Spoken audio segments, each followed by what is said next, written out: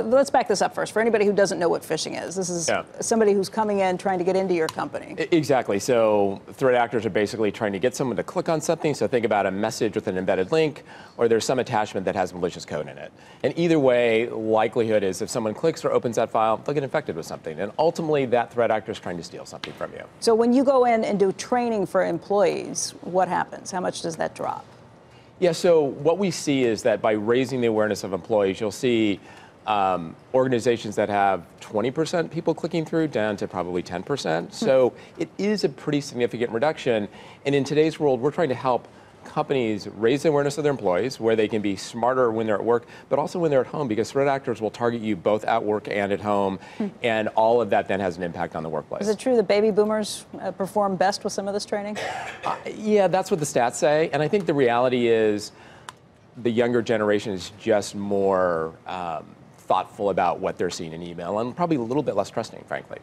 In terms of what you found when it comes to email fraud, though, there the numbers are not so great. No, the email fraud numbers are pretty scary, actually. So 18 over 17, we saw a 400% increase in email fraud. And what is that? It's simply someone trying to get you to send a wire, do something, and it's all self-concocted in email through some form of social engineering. And the reason that we've gotten here is that threat actors understand it's much harder to write sophisticated code to take advantage of a vulnerability in the infrastructure versus I can socially engineer an attack that'll get somebody to click on something. So they'll scan like your Facebook profile, your Twitter, they'll figure out all whatever. Pictures. They'll know what you do. So what are they threatening? How do people say, you know what, I will wire this unknown party money? How threatening is that email?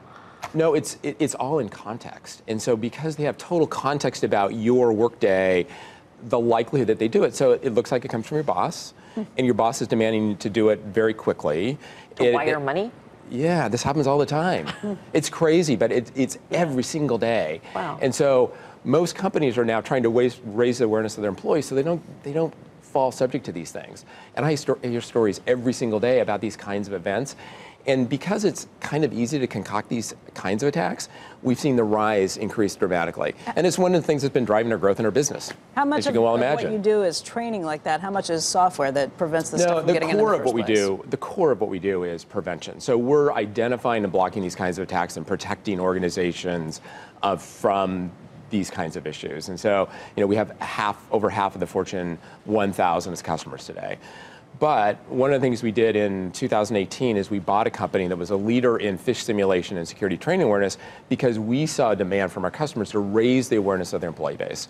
And it felt like a natural adjunct to everything else we were doing.